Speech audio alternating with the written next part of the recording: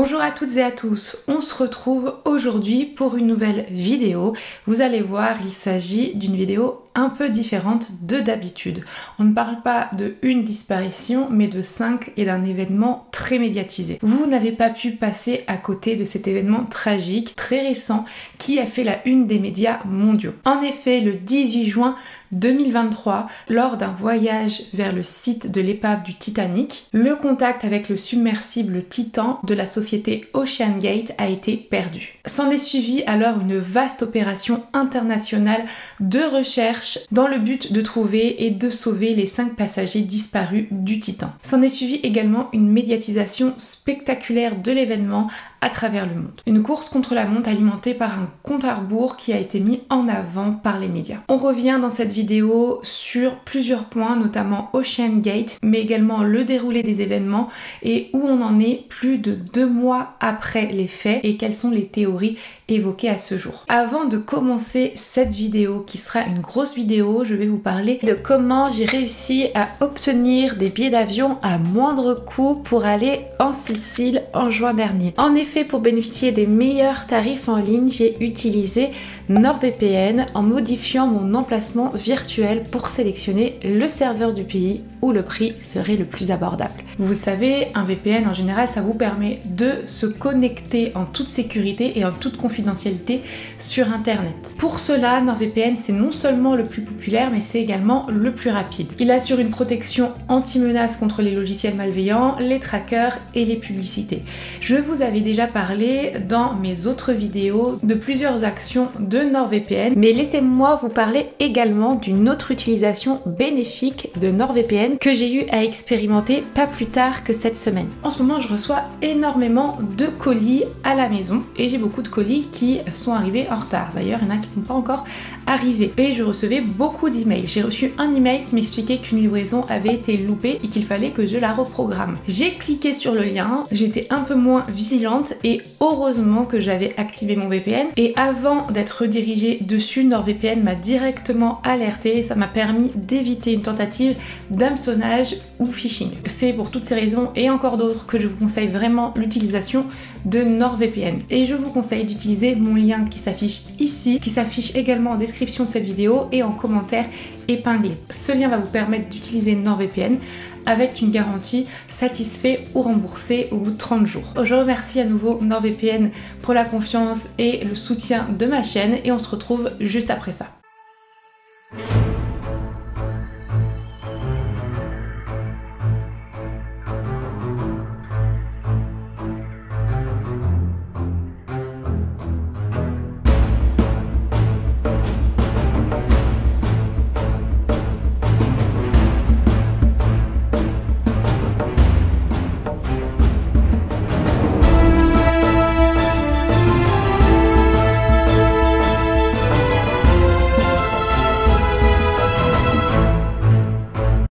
Tout d'abord, je tiens à préciser que cet événement, je l'ai suivi comme beaucoup de monde avec intérêt sur les réseaux sociaux. J'étais vraiment à fond pendant plusieurs jours et je partageais en direct sur mes réseaux sociaux et plus particulièrement sur Twitter les opérations de recherche et les informations en temps et en heure. Et je voyais que ça intéressait beaucoup les gens d'ailleurs, il y a eu beaucoup de réactions sous mes tweets pour vous montrer à quel point cet événement a été impactant niveau mondial. Alors moi de mon côté, je sais que j'ai toujours été intriguée par l'histoire du Titanic, mais en plus de ça, j'adore tout ce qui se passe dans le monde sous-marin, donc c'était vraiment un événement qui m'a captivée pendant plusieurs jours. Mais je ne manquerai pas de parler en fin de vidéo sur mon avis sur la surmédiatisation de cet événement et pourquoi cela a été sujet à polémique.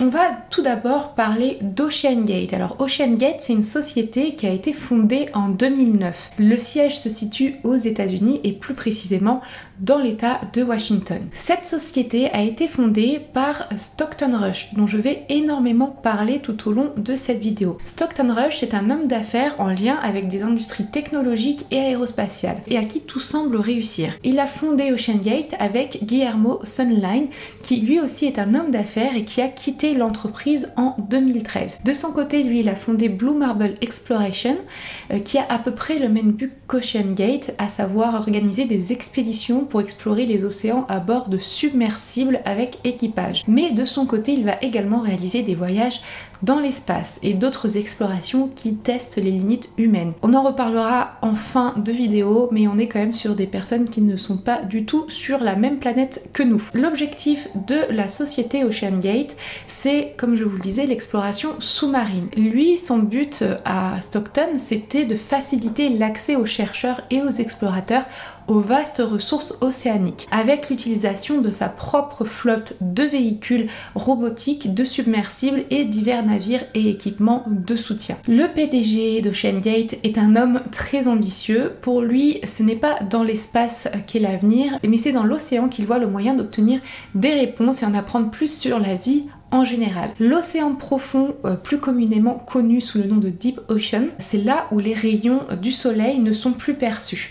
Et pour lui, il est encore très peu exploré, ça je pense qu'il a tout à fait raison, et il regorge d'énormément de mystères, d'inconnus, comme des espèces avec leurs fonctions biologiques propres, qui pourraient entre autres apporter des connaissances scientifiques qui pourraient être utilisées dans différents domaines, notamment le domaine médical ou encore le domaine pharmaceutique. Il veut ainsi innover dans ce domaine à travers l'utilisation de matériaux modernes en réduisant considérablement le coût de la recherche. OceanGate entend aussi rendre l'exploration sous-marine moins chère et plus accessible aux particuliers, et ça fait penser un petit peu à la société SpaceX entre autres, qui a tenté de faire baisser les coûts des vols spatiaux. Au total, on dénombre que la société a réalisé avec succès plus de 14 expéditions et plus de 200 plongées dans le Pacifique, l'Atlantique et dans le golfe du Mexique. Pour Stockton Rush, il trouve dommage qu'il y ait une perception de danger quand on parle de submersible avec un équipage humain.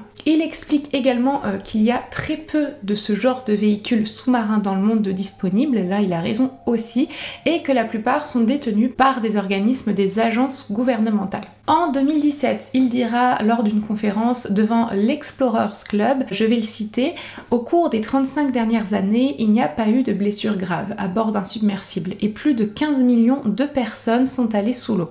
Statistiquement, les submersibles sont les véhicules les plus sûrs de la planète. Alors là, je vous parle de submersibles depuis tout à l'heure, mais il se peut d'ailleurs que je fasse un abus de langage lors de ma vidéo. Effectivement, je vais peut-être utiliser quelques fois le terme de sous-marin, mais il y a bien une différence entre un submersible et un sous-marin. Rapidement, un sous-marin est désigné pour parler d'un bâtiment militaire complètement autonome utilisé dans une logique de combat, alors que le submersible est plus dans une logique de loisir et est très peu autonome. Le premier submersible que va obtenir OceanGate, c'est en 2009 et il se nomme Antipode. C'est un submersible certifié qui peut aller jusqu'à 350 mètres de profondeur et à son bord il peut accueillir 5 passagers. À partir de 2012, en plus des sorties scientifiques, on va l'utiliser à des fins touristiques.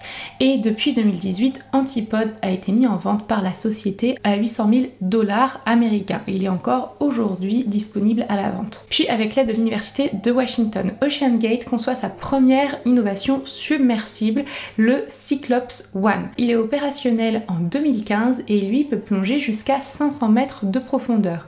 Et également, il peut accueillir 5 personnes à son bord.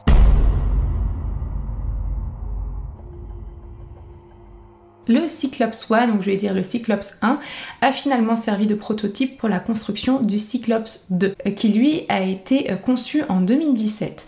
Et c'est un submersible qui, tenez-vous bien, peut aller jusqu'à une profondeur de 4000 mètres. Esthétiquement, Cyclops 2 ressemble beaucoup à Cyclops 1, mais c'est une totale innovation d'OceanGate avec une coque construite en fibre de carbone de qualité aérospatiale selon l'entreprise et en titane. L'hémisphère avant est percé d'un hublot de 38 cm de diamètre dont la vitre est en plexiglas de 18 cm d'épaisseur. C'est également par cet hémisphère qu'on peut rentrer dans le submersible qui ne peut être ouvert que de l'extérieur. Ce véhicule mesure environ 6,70 m de longueur et 2,80 m de largeur, donc c'est vraiment très petit et il dispose d'une autonomie de 96 heures d'oxygène pour 5 personnes.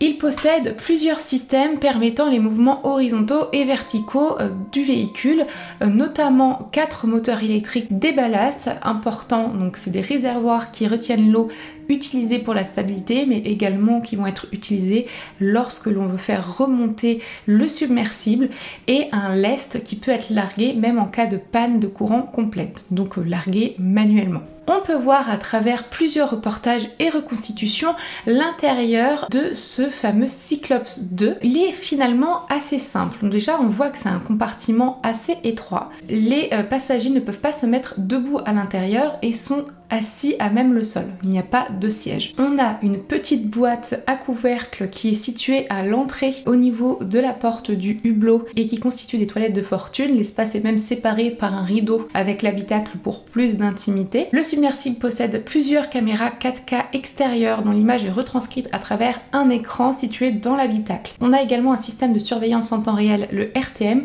et un poste de communication avec le vaisseau mère à travers des messages textes. Il est important de noter, de ce que j'ai pu comprendre, que l'équipage du vaisseau mère n'a pas accès aux données du RTM qui doivent être retranscrites manuellement par les passagers via le système de communication. On a également un écran sonar qui est installé dans l'habitacle. Ce qui est assez fou et ce qui a interpellé beaucoup de monde, c'est que le tout s'allume avec un seul bouton et que le submersible est piloté à l'aide d'une manette de jeu vidéo Logitech F710 modifiée. Donc c'est vrai que c'est pas commun. Le Titan ne dispose pas de moyens de repérage. Il reste normalement en contact permanent avec un navire à la surface. Et effectivement, comme je vous l'expliquais, il y a une grosse différence entre un submersible et un sous-marin, et le Cyclops 2 a une autonomie limitée. Il a donc besoin d'être accompagné d'un navire qui est capable de le lancer, mais également de le récupérer. Au départ, OceanGate avait pour idée plusieurs utilisations, applications potentielles de ce submersible à des fins scientifiques, mais finalement le but scientifique, j'ai l'impression qu'il s'est vite transformé en un but d'exploration touristique. Alors pourquoi? Parce que Stalk'nRush a un pari fou, c'est qu'il veut pouvoir amener un équipage de 5 personnes à l'épave du Titanic qui repose à 3821 mètres de profondeur. Donc je pense que le Titanic, on en a tous entendu parler. C'est cette fameuse épave qui est située dans l'Atlantique Nord à environ 700 km au sud de l'île de Terre-Neuve au Canada. Je pense sincèrement que le PDG d'OceanGate avait pour mission dans sa tête de permettre un tourisme d'exploration de ce navire tout en permettant de collecter des données scientifiques autour de l'épave du Titanic. Le Titanic, très rapidement en une phrase, vous connaissez je pense tous cette histoire tragique, c'est un paquebot de la White Star Line qui a sombré le 15 avril 1912 à 2h20 du matin après avoir percuté un iceberg.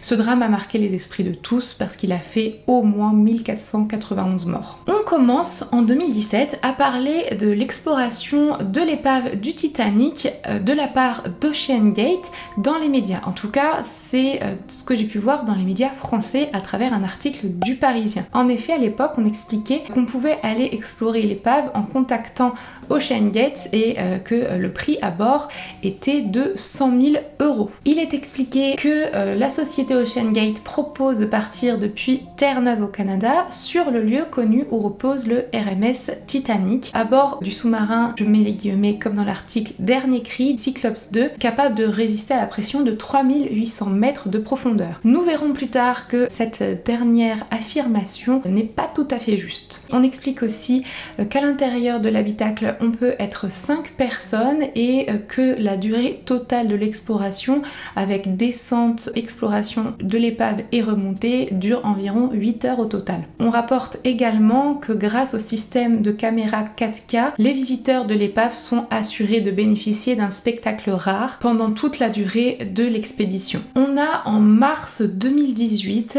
le Cyclops 2 qui va changer de nom et qui va prendre le nom de Titan, qui aujourd'hui est malheureusement tristement connu. Les premiers essais de Titan sont réalisés dans les Bahamas, comme on peut le voir sur le blog des expéditions de la compagnie courant d'année 2018. Et enfin, Stalk'nRush annonce que le 10 décembre 2018, il réalise seul sa plongée de validation des 4000 mètres avec le Titan. Il est ravi d'annoncer qu'il a réalisé cette plongée qui pour lui valide complètement l'ingénierie innovante de la société et de la coque en fibre de carbone carbone et titane. Pour lui et pour la compagnie, ça a annoncé le go pour le début des expéditions Titanic. Pour cette plongée de validation, il a fallu plus de 7 heures à Stockton pour terminer sa plongée record qui comprenait plusieurs pauses pendant la descente pour évaluer l'intégrité de la coque et du système de surveillance en temps réel. Le PDG rejoint James Cameron, le réalisateur très connu du film Titanic,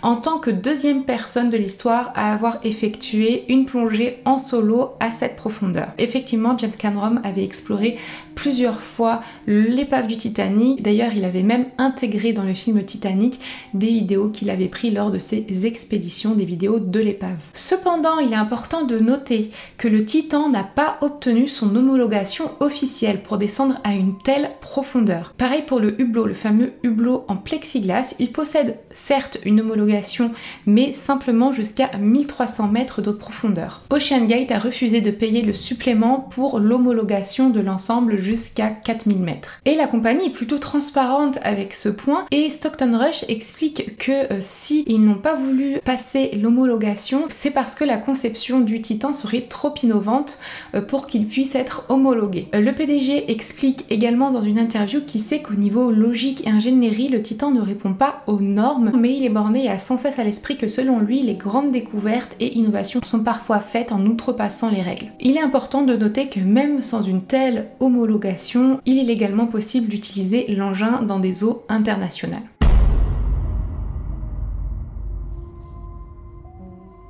Les expéditions vers le Titanic par OceanGate avec le Titan ont débuté en 2021. Elles ont pris du retard notamment à cause de la pandémie mondiale, mais elles ont bien eu lieu.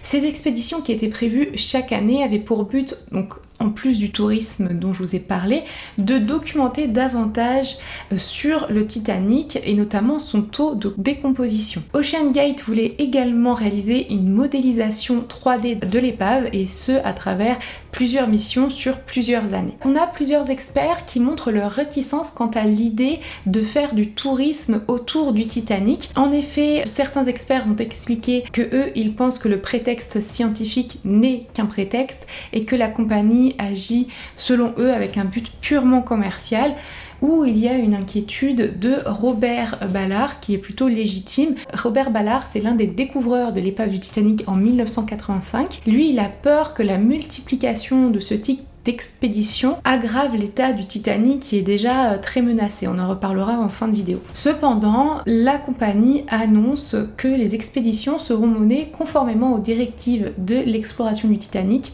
et de l'UNESCO pour la préservation des sites du patrimoine mondial sous-marin. En 2021, OceanGate commence à emmener donc des clients visiter l'épave du Titanic à bord du Titan. Donc il y a certaines conditions pour participer, donc déjà le prix qui est de 250 000 $ américains, donc il faut être millionnaire voire milliardaire, donc c'est pas accessible à tout le monde encore, et au moins avoir 18 ans. On n'a pas besoin d'avoir déjà réalisé des plongées auparavant, voilà, c'est vraiment les deux seules conditions. Pour ce qui est de l'équipage idéal pour les expéditions, donc je vous rappelle qu'il y a 5 personnes, idéalement il faudrait que l'équipage se compose d'un pilote, d'un guide expert du Titanic et de 3 passagers. En 2021, un vidéaste mexicain du nom d'Alan Estrada documente son expédition avec OceanGate sur le site du Titanic avec le submersible. Donc lui part de St. John's sur Terre-Neuve au Canada. Il documente également son trajet sur le navire qui sera le vaisseau mère du Titan, donc le Polar Prince, qui est un ancien brise-glace canadien qui est utilisé comme bateau de support maintenant pour OceanGate. Il documente également la présentation de l'équipe et enfin le moment tant attendu, la descente vers l'épave dans le Titan. En 2021, il réalise seulement une descente test à 100 mètres à l'intérieur du Titan qui semble bien se passer, mais finalement la plongée jusqu'au Titanic ne sera pas réalisée avant 2022. Apparemment, il y aurait eu des problèmes techniques. Effectivement, en juillet 2022, l'expédition se réalise. Il y a 5 personnes qui font partie de cette expédition, lui, un pilote, 2 touristes et Paul-Henri Nargeolet. Donc Paul-Henri Nargeolet, dont on va reparler pour l'expédition de cette année, est un Français à cette époque de 76 ans, qui est reconnu pour son expertise du Titanic. D'ailleurs, on le surnomme Monsieur Titanic. Et je pense qu'on l'a tous un peu vu. Moi, je connaissais pas réellement sa tête, malheureusement, avant la tragédie dont je vais vous parler. Mais effectivement, je savais qui il était. J'avais déjà entendu son nom. Le vidéaste documente toute la mission. Donc, il y a la descente qui dure 2 heures. Ensuite, il reste sur place pendant 4 heures à explorer l'épave avant de remonter. Donc, au total, ils auront passé environ 8 heures sous l'eau dans le submersible. L'expédition 2022 se passe relativement bien. Je dis relativement bien parce qu'il y a quand même eu un problème qui a failli annuler l'expédition en cours de route. En effet, pendant la descente, ils étaient environ à 1000 mètres de profondeur. Le système de communication du submersible avec le vaisseau mère, donc le Polar Prince, ne marchait plus, malgré plusieurs essais. Et là, on sent quand même qu'il y a une petite pression à l'intérieur de l'habitacle. Después de los 1000 metros, Scott, el piloto, detecta una falla en el sistema de comunicación. Es vital que podamos comunicarnos con la superficie, pues de otra manera podemos perdernos y quedar a la deriva en el medio del océano.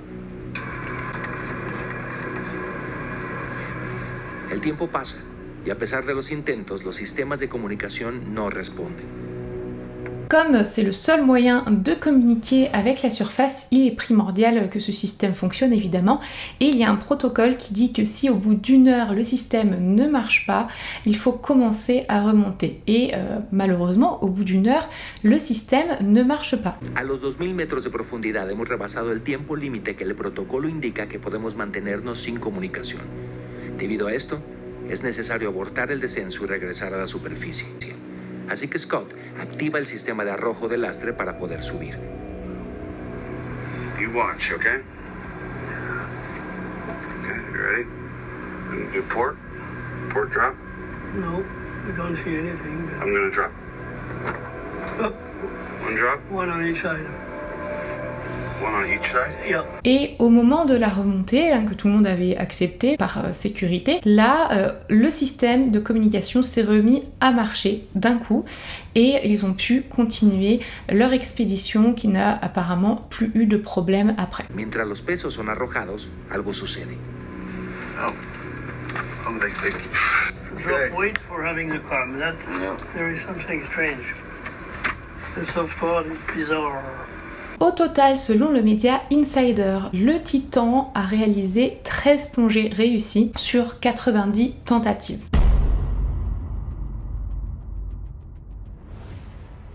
Une expédition à bord du Titan pour l'exploration de la célèbre épave était prévue en juin 2023, donc cette année. C'était la même réalisation que pour l'expédition d'Alan Estrada en juillet 2022. Donc départ de St. John's de Terre-Neuve au Canada, ensuite l'équipage est transporté jusqu'au site RMS Titanic à bord du vaisseau mère le Polar Prince, qui traîne derrière lui la plateforme sur laquelle est transporté le Titan.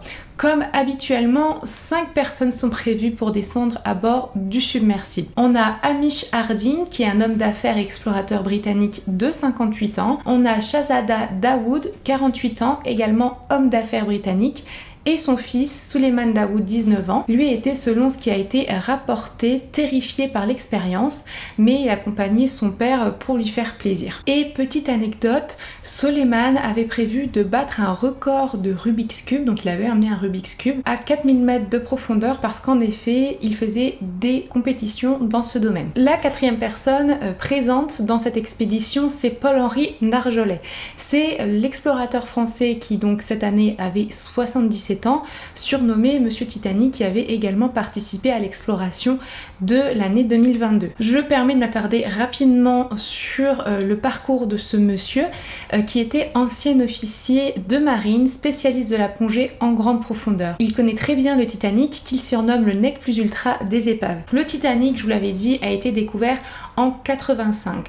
En 86, Paul-Henri Nargeolet devient responsable des sous-marins d'intervention profonde de l'Institut français de recherche pour l'exploitation de la mer, donc IFREMER, et sa rencontre avec l'épave intervient en 1987, donc 2 ans après sa découverte, et c'est là qu'il va visiter pour la première fois l'épave du Titanic à bord du sous-marin français Nautil. S'en suivront au fil des ans des dizaines de plongées ayant permis notamment de remonter des centaines et des centaines d'objets. Et je crois qu'au total, il avait visité plus d'une trentaine de fois l'épave. Il disait, concernant ses multiples expéditions au magazine Télégraphe, je cite, « Vous restez au fond pendant 4, 5, 6, 7 ou 8 heures, ce qui est le plus long. Et même là, vous n'avez pas vraiment envie de remonter. Parfois, je vais jusqu'au bout des batteries et parfois même plus. Je me suis d'ailleurs fait sermonner plusieurs fois pour cela. » Le 5e et dernier passager n'est autre que le PDG d'Ocean Gate, donc Stockton Rush, 61 ans, que je ne vous présente plus. Nous sommes le dimanche 18 juin 2023. Le Titan entame sa descente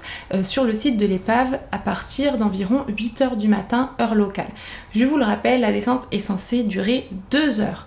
1h45 environ après le début de l'expédition, le navire de soutien qui est le Polar Prince perd le contact avec le Titan. À ce moment-là, il est environ 9h45 heure locale. On l'a vu, c'est déjà arrivé dans l'expédition de juillet 2022 que on perde le contact avec le submersible. Cependant, le navire ne voit pas le Titan remonter à la surface. Ils attendent 8 heures pour prévenir les autorités. Je pense qu'ils ont attendu aussi longtemps car ils se sont dit que ça pouvait correspondre à la fin de l'expédition totale et que peut-être qu'ils avaient décidé, alors même qu'ils n'avaient plus contact avec le navire de soutien, quand même de continuer l'expédition, même si c'est quand même très dangereux. Mais finalement, le temps de l'expédition est révolu et toujours pas de traces du submersible. Par contre, ce qui m'interpelle, c'est qu'il y avait quand même, comme on a pu le voir dans l'expédition de 2022, un protocole d'urgence lorsque le submersible n'avait plus contact avec le navire de soutien. En effet, au bout d'1 heure où le système de communication ne marche plus,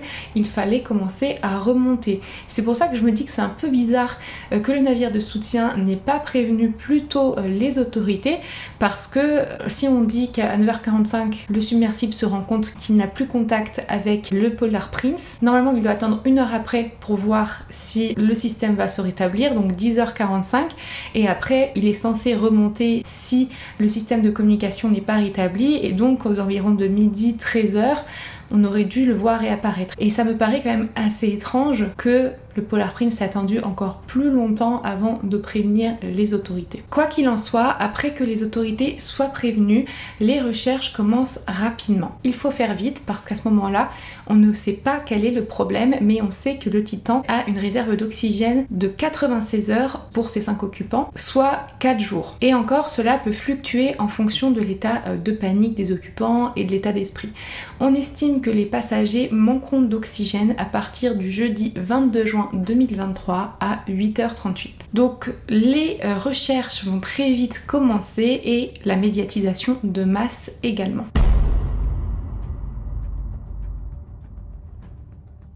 Il y a eu une conférence de presse le lendemain de la disparition du Titan, donc le lundi 19 juin 2023. Lors de cette conférence de presse qui s'est tenue à Boston, il est déclaré que les recherches vont être difficiles à mener dans cette région lointaine. Au total, les recherches englobent quand même une surface de 20 000 km et une profondeur, je vous le rappelle, qui peut aller jusqu'à 4000 mètres. Les investigations s'articulent entre les États-Unis avec les gardes-côtes de l'US Coast Guard et l'US Navy, et également la garde côtière canadienne. Ils établissent un commandement unifié pour les recherches du Titan. Des forces aériennes sont également déployées par les deux pays, donc le Canada et les États-Unis.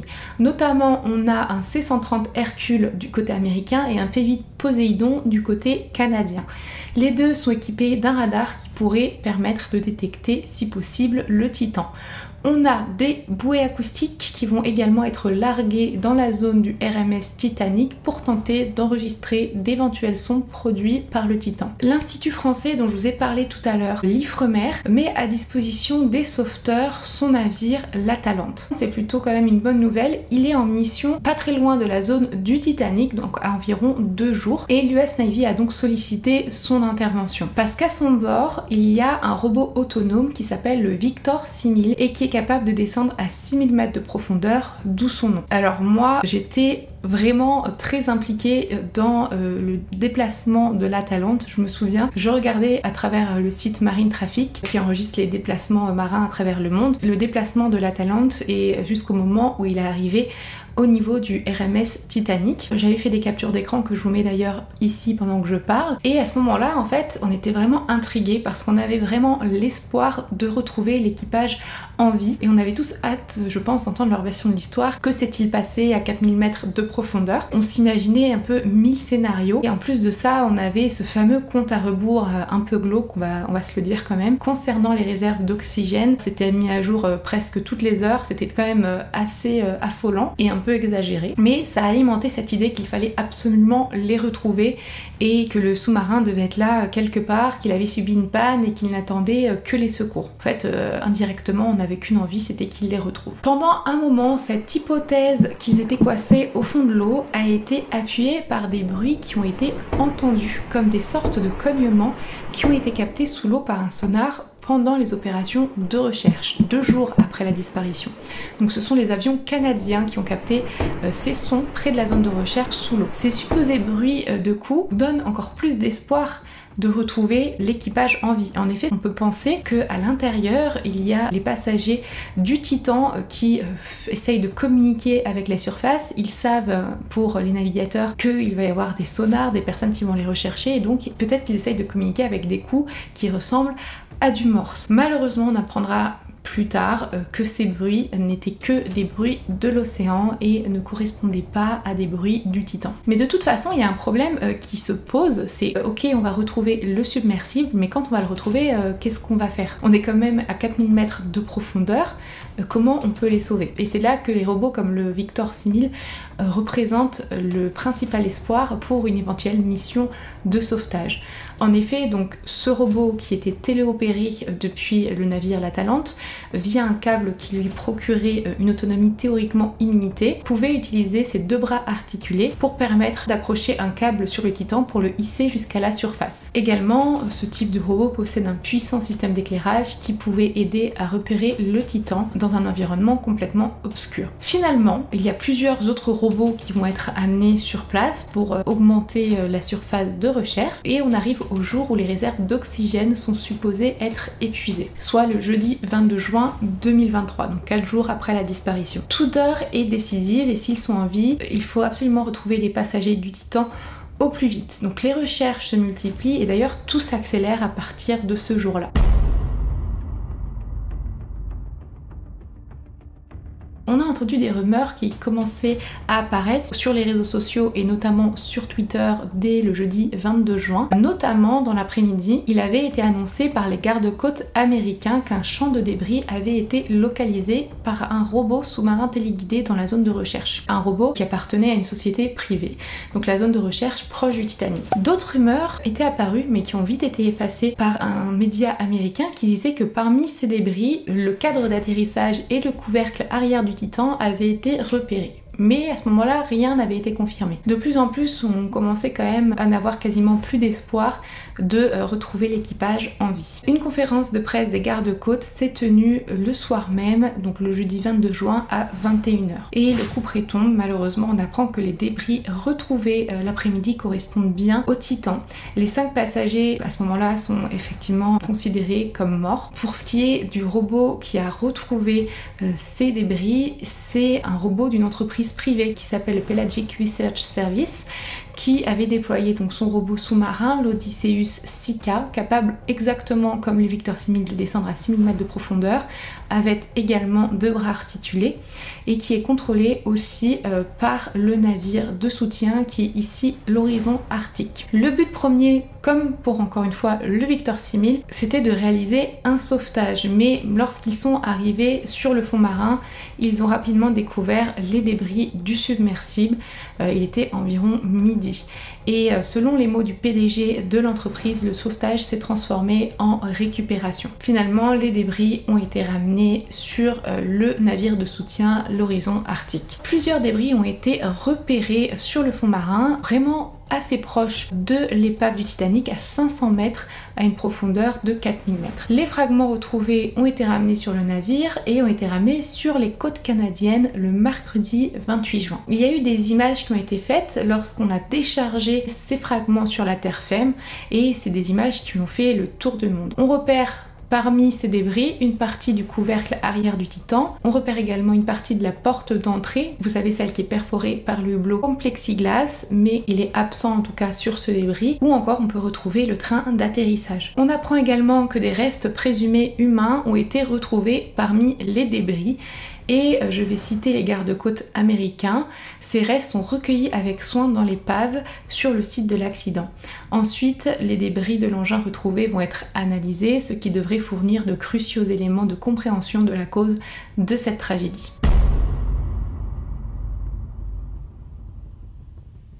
Car en effet, même s'il y a plusieurs scénarios possibles, il est certain au vu des débris retrouvés que le submersible a été victime d'une implosion. Alors, une implosion, c'est quoi? C'est considéré comme la symétrique de l'explosion. Elle se déroule dans une enceinte où la pression est beaucoup plus faible que la pression extérieure et elle implique une destruction violente avec un mouvement dirigé vers l'intérieur. Donc je vais vous mettre une modélisation de ce qui aurait pu être l'implosion du Titan. Et en effet, on le sait, à presque 4000 mètres de profondeur, la pression est énorme. Elle peut d'ailleurs aller jusqu'à 350-375 bars. Pour valeur de référence, sachez que la pression atmosphérique, donc la pression de référence, là où je vous parle par exemple, on est à un tout petit peu plus d'une bar. Et donc à ce niveau-là, la pression est environ 350 fois plus forte que la pression atmosphérique. Une fissure dans l'enveloppe de carbone pourrait être à l'origine d'une implosion de la sorte. Elle aurait pu être invisible à l'œil nu et ne pas être plus grande qu'une tête d'épingle. Elle n'aurait pas été détectée. La pression de l'eau, donc des 350 bars, aurait pu entrer dans la fissure au contact de la paroi en acier qui n'est pas assez résistante. Des craquements auraient donc pu être entendus et le submersible aurait implosé peu après. L'implosion dans ce cas-là est heureusement indolore pour les passagers du Titan. On peut au moins avec cette hypothèse être rassuré sur ce point. On estime que le submersible a sans doute implosé dès dimanche, donc dès le jour de sa disparition et peut-être même 1h45 après la descente de l'engin vers l'épave mythique, ce qui aurait donc été à l'origine de la perte de contact du navire de soutien avec le Titan vers 9h45. On apprend que le bruit de l'implosion aurait été enregistré par la marine américaine et ça on l'apprend après la découverte des débris du Titan. Elle aurait entendu l'implosion exactement dans le secteur du Titanic. Cette information n'avait pas été divulguée aux médias, mais elle avait été transmise aux équipes de secours après qu'ils aient essayé de chercher à identifier et analyser ce bruit. Selon une source anonyme au sein de l'US Navy, un instrument apparemment top secret dédié à détecter et surveiller les sous-marins a enregistré un signal acoustique suspecté de correspondre donc à cette implosion quelques heures après que le submersible fut porté disparu, donc le dimanche au niveau de l'épave du Titanic.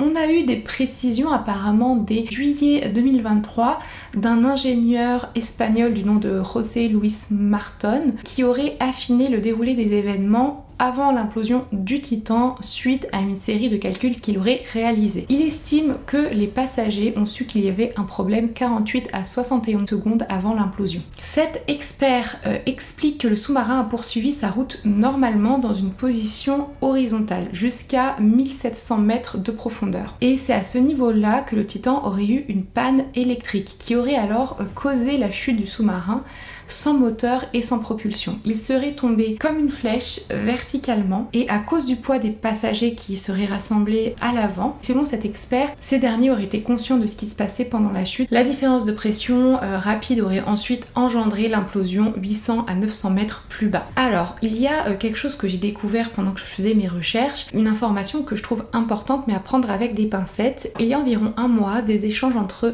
le navire de soutien et le Titan lors de la descente de ce dernier vers le Titanic auraient été divulgués sur internet. Ces échanges ont été analysés par différents médias, même des grands youtubeurs, des ingénieurs, et ils ne sont pas capables de dire si ils sont réels ou non. Personne n'a pu confirmer qu'il s'agissait de vrais échanges, mais personne ne l'a infirmé non plus. Là je vais vous en parler parce que c'est quand même assez intéressant. On va partir du principe que ces échanges sont réels, mais on garde quand même dans la tête que c'est possible qu'il ne s'agisse pas de vrais échanges. On va faire comme si c'était le cas. En tout cas, si fuite il y a bien eu, c'est clairement au sein du cercle très fermé des explorateurs sous-marins qu'elle a eu lieu. Je vais pas vous lire tous les échanges qui commencent peu avant 8h, donc au départ du Titan, et qui se termine peu avant 10h. Mais si on les prend comme échanges réels, cela nous amène des détails plus que cruciaux quant aux événements qui se sont déroulés avant l'implosion. En effet, donc les échanges sont normaux jusqu'à 9h28. C'est à partir de là que le Titan rapporte une alarme sur le système de contrôle et explique qu'à ce moment-là, ils vont réduire leur vitesse de descente. Là, c'est vraiment un enchaînement de choses un peu catastrophiques. Ils expliquent que bizarrement, la vitesse de la descente ne ralentit pas, qu'ils vont relâcher une ballast pour réduire la vitesse, ça ne semble pas marcher. Ils disent qu'ils vont relâcher le lest. Le vaisseau mère essaye tant bien que mal d'avoir des informations quant au système de contrôle. Plusieurs fois il pose la question, mais le Titan ne va pas répondre à cette question en tout cas. Ils expliquent dans le Titan qu'il commence à remonter. À ce moment-là, le navire de soutien pose plusieurs questions dans le but de comprendre ce qu'il se passe, mais il reste plusieurs minutes sans réponse. À un moment donné, le Titan explique qu'il commence à entendre des bruits inquiétant à l'arrière. À la question du navire de soutien, est-ce que vous pouvez identifier la source du problème? Le Titan va répondre neg, NEG pour négative. Et c'est là qu'on peut sentir qu'il y a une sorte de pression qui commence à arriver au sein de l'habitacle du Titan parce que les réponses sont brèves et très certainement écrites dans le stress des événements. À 9h42, une information plus complète mais peu rassurante arrive à la surface. Le Titan explique qu'ils essayent de comprendre ce qui se passe et qu'ils sont en remontée, mais que la remontée est très lente. Les bruits se sont calmés, mais tous les systèmes d'alerte sur le système de contrôle sont au rouge.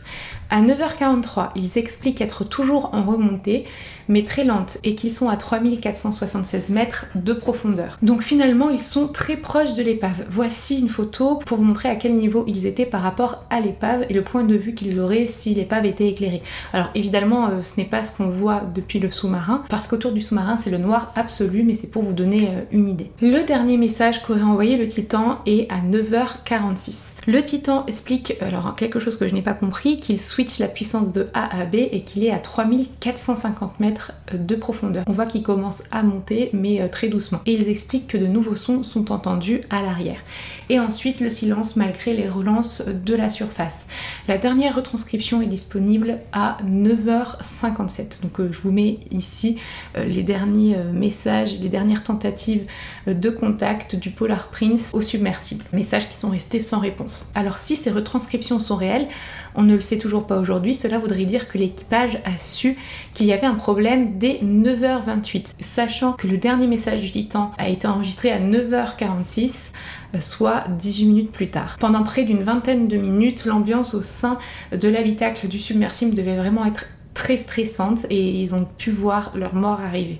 Je pense notamment au jeune homme qui accompagnait son père et qui devait être terrifié. Pourquoi est-ce qu'on pense que ces échanges peuvent être vrais? Tout simplement parce que James Cameron aurait été au courant et aurait dit dans une interview que le submersible avait tenté de remonter après avoir relâché des ballasts, que ce qui a été rapporté dans ce que je viens de vous dire, dans les retranscriptions.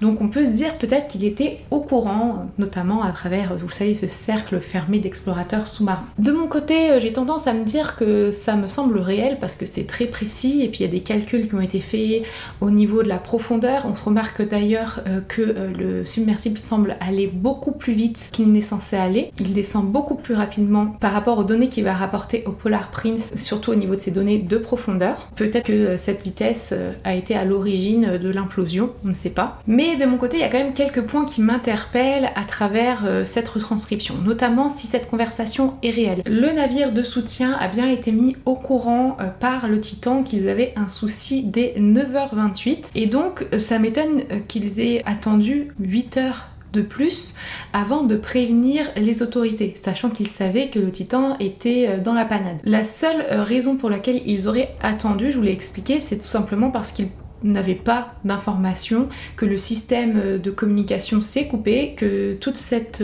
communication que je viens de vous expliquer n'a pas existé et qu'en fait ils pensaient tout simplement attendre de la fin de l'horaire de l'expédition attendu pour voir s'ils allaient remonter ou pas. Également, j'ai lu quelque chose que l'US Navy aurait détecté donc l'implosion du Titan quelques heures après que ce submersible fut porté disparu dimanche. Donc ça voudrait dire que le submersible n'a pas implosé de suite, mais plusieurs heures après que la disparition a été déclarée aux autorités. Mais bon, ça je pense qu'on ne le saura qu'après résultat des investigations qui sont en cours au moment où je vous parle.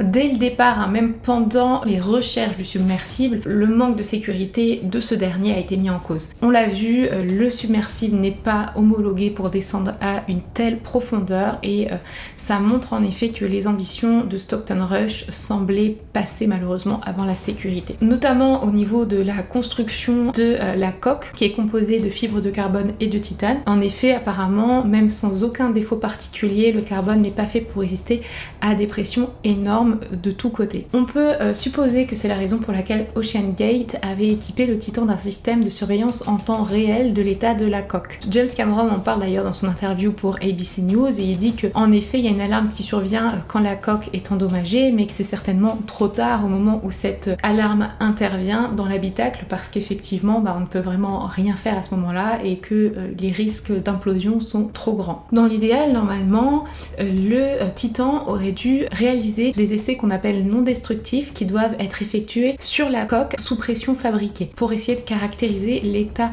d'intégrité des structures ou du matériau de l'engin. Ensuite, il y a des plongées réelles qui doivent être réalisées, idéalement sans équipage, à des profondeurs progressivement croissantes avec des jauges de contrainte utilisées pour mesurer les valeurs réelles par rapport aux prévisions. Et on ne sait pas si le Titan a subi de tels tests, mais on pense que non. Également, le sujet du hublot a été remis sur la table, on sait qu'il n'était pas homologué pour aller à une profondeur de 4000 mètres. Je vous l'avais dit, la manette de jeu utilisée pour contrôler le Titan a fait énormément parler, mais ce qui a été le plus discuté, au-delà de la construction du Titan et des matériaux bon marché utilisés, c'est l'attitude de Stockton Rush. En effet, des propos rapportés par la presse depuis l'accident ont dépeint le portrait d'un homme imprudent et sûr de lui.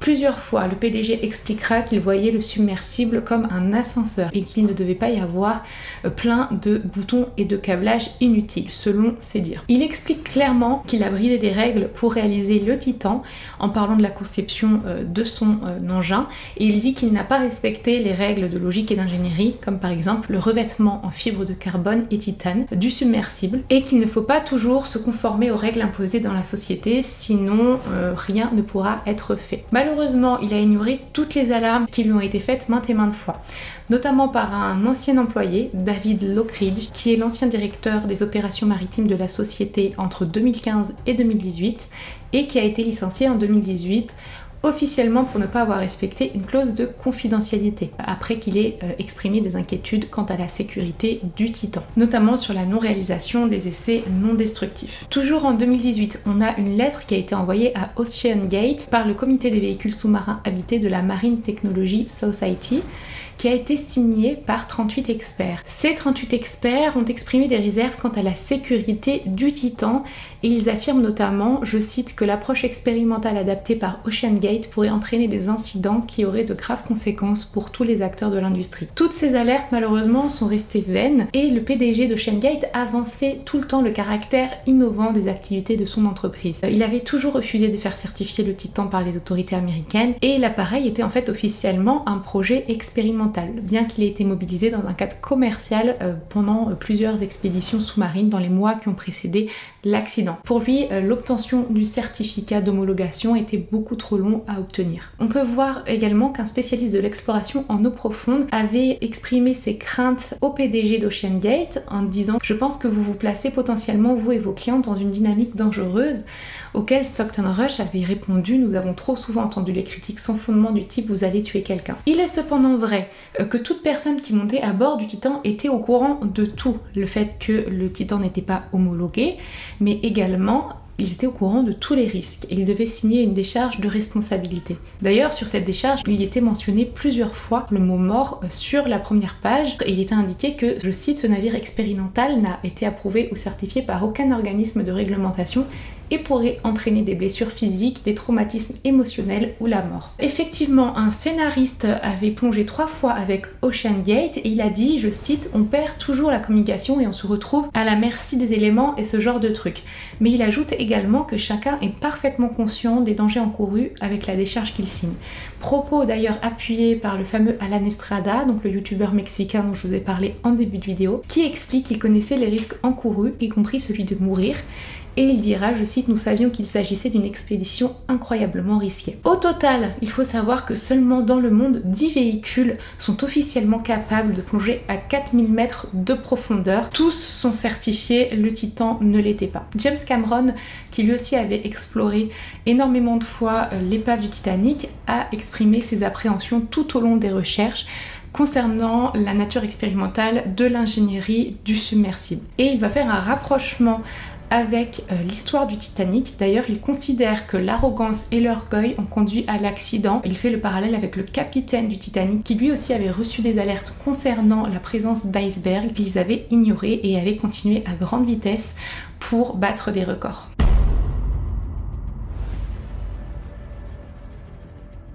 Il est vrai que médiatiquement, on a l'impression que le temps s'était arrêté tout le long des recherches du submersible. Ce qui a agacé une certaine partie de l'opinion publique, ne comprenons pas qu'on puisse mettre en avant cet événement par rapport à d'autres tout aussi tragiques s'étant déroulés dans la même période, comme par exemple le naufrage une semaine avant d'un bateau de migrants faisant état de plusieurs morts en Méditerranée.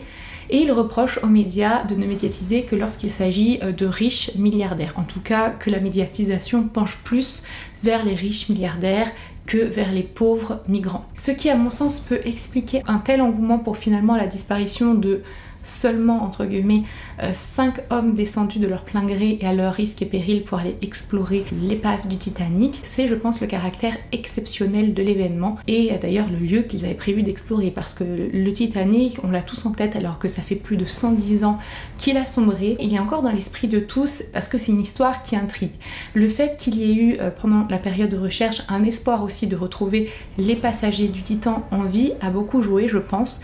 Tout le monde s'imaginait ce qu'il pouvait se passer 4000 mètres sous l'océan, dans les profondeurs pendant plusieurs jours, tel un huis clos avec un espoir qu'il puisse remonter et nous expliquer ce qui s'était passé. Bon, malheureusement, ça ne sera pas le cas.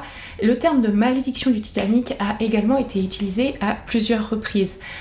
En effet, outre le fait que les catastrophes se sont réalisées au même endroit, c'est surtout le lien de Stockton Rush avec le Titanic qui a été mis en avant, et surtout le lien qu'avait la femme de Stockton Rush avec le Titanic. Parce qu'en effet, elle est étroitement liée à 2 passagers qui ont malheureusement péri lors de ce naufrage. C'est l'arrière petite-fille d'Isidore et d'Ida Strauss, qui sont représentés d'ailleurs dans le film de James Cameron comme le couple qui meurt ensemble enlacés dans un lit. Bon, pour clôturer cette partie un peu médiatique, je pense qu'il est important de noter que toute vie humaine est importante, même si les médias ont été absorbés par cet événement et par certains autres, qu'il s'agisse de personnes riches ou pauvres.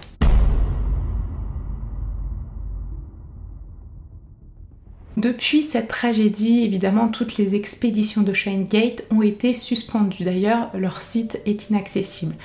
À peine un mois plus tard, alors il va y avoir des propos lunaires du cofondateur d'OceanGate, celui que je vous ai présenté au début de la vidéo, qui vante l'un de ses projets démesurés de colonisation de Vénus d'ici à peine 30 ans. Alors déjà, ces propos qui, un mois après la catastrophe, étaient assez maladroits. Il parle de son projet Humans to Venus. Je vais vous citer ce qu'il dit. Oubliez OceanGate, oubliez Titan, oubliez Stockton. On parle quand même d'un des passagers du Titan qui est décédé. L'humanité pourrait être à la veille d'une grande avancée et ne pas en profiter parce que nous, en tant qu'espèce, serons arrêtés par le statu quo. Ce projet, rapidement je vous en parle en une phrase parce que je trouve ça complètement lunaire, repose sur, je cite, l'idée que 1000 personnes vivront et travailleront dans l'atmosphère vénusienne d'ici à 2050.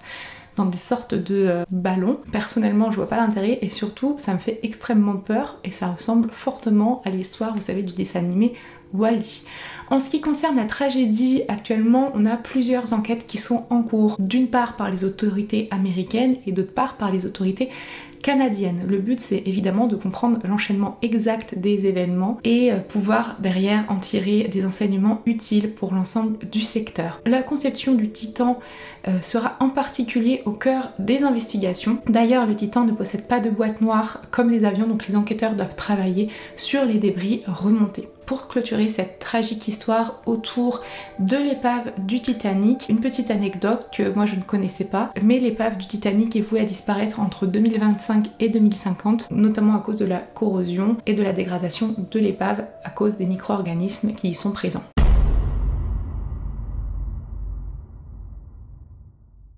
Je vous remercie énormément d'avoir écouté cette vidéo.